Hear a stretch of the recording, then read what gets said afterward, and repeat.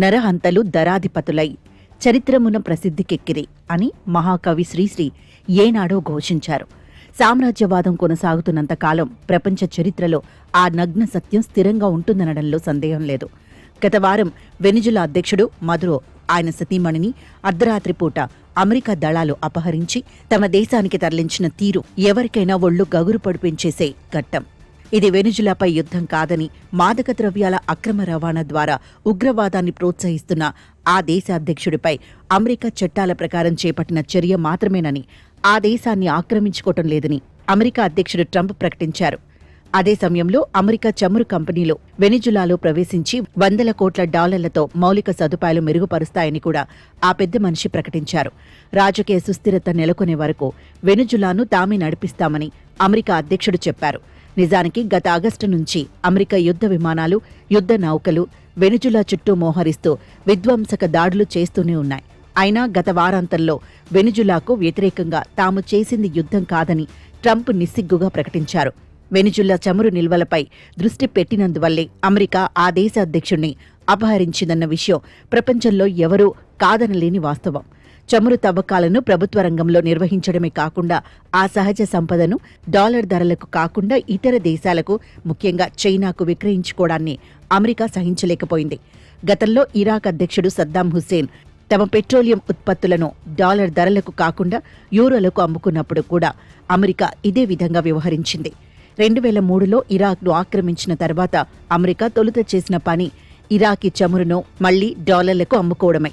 నిజానికి ఇరాన్ రసాయన ఆయుధాలు తయారు చేస్తుందన్న నెపంతో అమెరికా ఆ దేశాన్ని దురాక్రమించింది.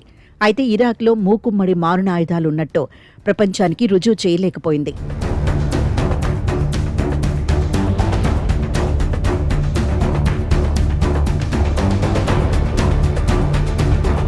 డాలర్కు బదులు ప్రత్యామ్నాయ కరెన్సీ గురించి యోచించినందువల్లే మానవత్వ పరిరక్షణ పేరుతో లిబియా అధినేత గడాఫీని ఊచకోత కోసి ఆ దేశాన్ని సర్వనాశనం చేసేంత వరకు అమెరికా ఊరుకోలేదు. వెనిజులా కూడా డాలర్తో నిమిత్తం లేకుండా రకరకాల కరెన్సీల్లో బార్టర్ పద్ధతుల్లో చమురు అమ్మటం ప్రారంభించింది. చైనాకు ఆ దేశ కరెన్సీ యువాన్లోనే చమురు అమ్మింది. దీంతో మాదక ద్రవ్యాల ఉగ్రవాదం, నియంతృత్వం, ప్రజాస్వామ్యం పేరుతో అమెరికా వెనిజులా అధ్యక్షుణ్ణి అపహరించింది. నిజానికి ప్రపంచంలో చాలా దేశాలు ఇప్పుడు డాలర్ ఆర్థిక శృంఖలాల నుంచి విముక్తి పొందాలని ఆలోచిస్తున్నాయి. భారత్ ఈ విషయంలో ఒక అడుగు ముందుకు వేసి రూపాయి ధరకు రష్యా నుంచి చమురు కొనుగోలు చేస్తోంది. అయితే తాము సాంకేతిక సర్దుబాట్లు మాత్రమే చేస్తున్నామని, డాలర్ ఆధిపత్యాన్ని ప్రశ్నించడం లేదని న్యూఢిల్లీ సర్ది చెబుతోంది. డాలర్ ఆధిపత్యం కూలిపోవడాన్ని అమెరికా ఎట్టి పరిస్థితుల్లోనూ సహించదు. డాలర్ ఆధిక్యతను తగ్గించే ఏ అంతర్జాతీయ చట్టాలను, సార్వభౌమాధికారాలను అమెరికా సహించదు. తమ ఆర్థిక ఆధిపత్యాన్ని ఆమోదించినంత మేరకే అమెరికాకు ఏ దేశంతోనైనా స్నేహం. లేకపోతే ఇరాన్, లిబియా, వెనిజులా లాగా క్రూరమైన అణచివేతలకు గురి కావాల్సి వస్తుంది. ఆంక్షలు, తిరుగుబాట్లు, సైనిక చర్యలు చేపడతామన్న హెచ్చరికలతో వెనిజులాలో అల్లకల్లోలం సృష్టించిన తర్వాతే అమెరికా గత శనివారం అర్ధరాత్రి రంగంలోకి దిగింది. చైనా రాయబారితో వెనిజులా అధ్యక్షుడు మదురో చర్చలు జరిపి ఆ దేశంతో తమకు బలమైన సంబంధాలున్నాయని ప్రకటించిన 3 గంటల్లోనే అమెరికా సైనిక దళాలు ఆయనను అపహరించి తమ దేశానికి తీసుకువెళ్లాయి. అసలు ఒక దేశంలో ప్రజాస్వామ్యం ఉన్నదో లేదో, అక్కడ ఎన్నికలు సక్రమంగా జరుగుతున్నాయో లేదో నిర్ధారించే హక్కు అమెరికాకు ఎక్కడిది? నిజానికి ఎన్ని అప్రజాస్వామిక, నియంతృత్వ దేశాలతో అమెరికా సంబంధాలు కొనసాగించడం లేదు? అమెరికా న్యాయస్థానాలే ప్రపంచ కోర్టులాగా వ్యవహరించటం సబబేనా? ప్రపంచ దేశాల మధ్య శాంతిని సంరక్షించటం ఐక్యరాజ్యసమితి విద్యుత్ ధర్మం. మరి వెనిజులాపై అమెరికా ఆగడాన్ని ఆపలేకపోయినప్పుడు సంస్థ ఉనికికి ఏమైనా అర్థం ఉందా? ఒక దేశ పాలకులను ఆ దేశ ప్రజలు నిర్ణయించాలన్న ఐక్యరాజ్యసమితి మానవ హక్కుల ఒడంబడికకు అర్థం ఏమైనా ఉన్నదా? అమెరికా ఎప్పుడూ ఈ నిబంధనలను పాటించలేదు.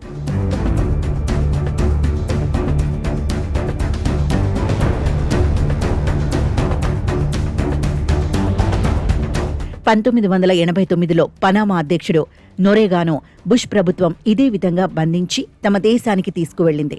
ప్రపంచంలో అనేక దేశాల్లో నాయకత్వ మార్పులకు, విధ్వంసకాండలకు పూనుకున్న అమెరికా ప్రపంచానికి ప్రజాస్వామ్య పాఠాలు నేర్పుతూ ఉంటుంది.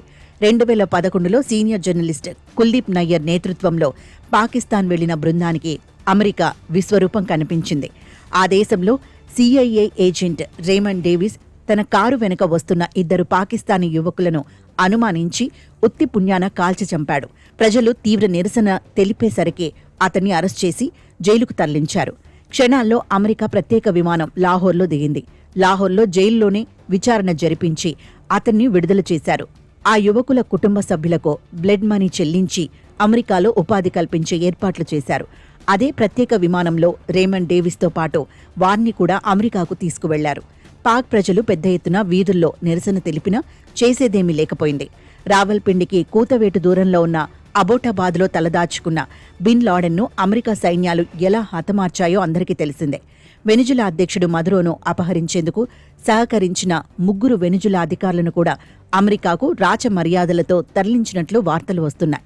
1984లో భూపాల్లో యూనియన్ కార్బైడ్లో విషవాయువు లీకై వేలాది ప్రజలు ప్రాణాలు కోల్పోయిన తర్వాత కూడా ఆ సంస్థ చైర్మన్ అమెరికన్ దేశస్థుడు వారెన్ ఆండర్సన్ స్వదేశానికి సురక్షితంగా పారిపోయేందుకు మన ప్రభుత్వమే వీలు కల్పించింది. భారత న్యాయస్థానం అండర్సన్ను నేరస్తుడిగా ప్రకటించినప్పటికీ ఆయన నిర్దోషి అని అమెరికా వాదిస్తోంది. అండర్సన్ను భారత్కు పంపించేందుకు ససేమిరా అంటోంది. మన న్యాయస్థానాలను ఎవరు లెక్క చేస్తారు? వెనిజులా అధ్యక్షుని కళ్లకు గంతలు కట్టి చేతులకు సంకెళ్లు వేసి ఒక జంతువులా అమెరికా బంధించి తీసుకువెళ్లిన ఘటన యావత్ ప్రపంచ ప్రజలను నివ్వెరపరిచింది. భారతదేశం దిక్కుతోచని పరిస్థితిలో పడిపోయింది. యూరోపియన్ దేశాలు ఆచితూచి స్పందిస్తున్నాయి. ట్రంప్ను వ్యక్తిగతంగా కానీ అమెరికా సైనిక చర్యను కానీ తప్పుపట్టేందుకు మనం వెనకాడవలసి వస్తోంది. ఒక దేశ సార్వభౌమాధికారాన్ని ఉల్లంఘించడం సరైనది కాదని మనం చెప్పలేకపోతున్నాం. మన విదేశాంగ శాఖ ప్రతినిధి మదురో అపహరణ ఘటనపై ఆందోళన వ్యక్తం చేసి మిన్నకుండిపోయారు.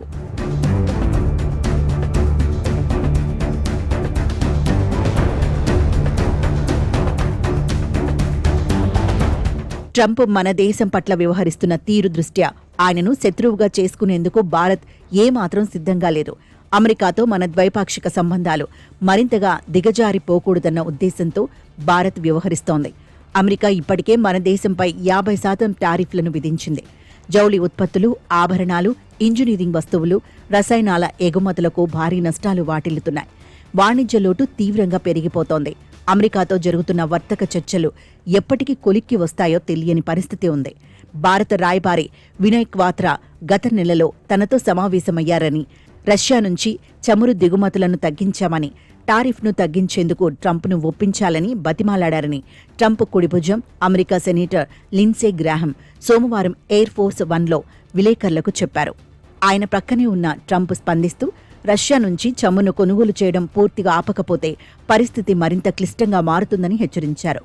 భారత్ నన్ను సంతోషపెట్టాలనుకుంటోంది. మోదీ మంచివాడే, నేను సంతోషంగా లేనని ఆయనకి తెలుసు. నన్ను సంతోషపెట్టడం చాలా ముఖ్యం.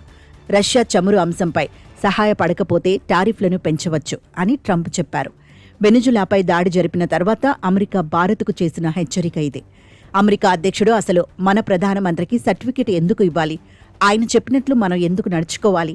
ఆయనను మోదీ ఎందుకు సంతోషపెట్టాలి? ప్రస్తుతానికి మౌనంగా ఉంటే ట్రంప్ మనన్ను ప్రేమిస్తారనుకోవడం భ్రమ.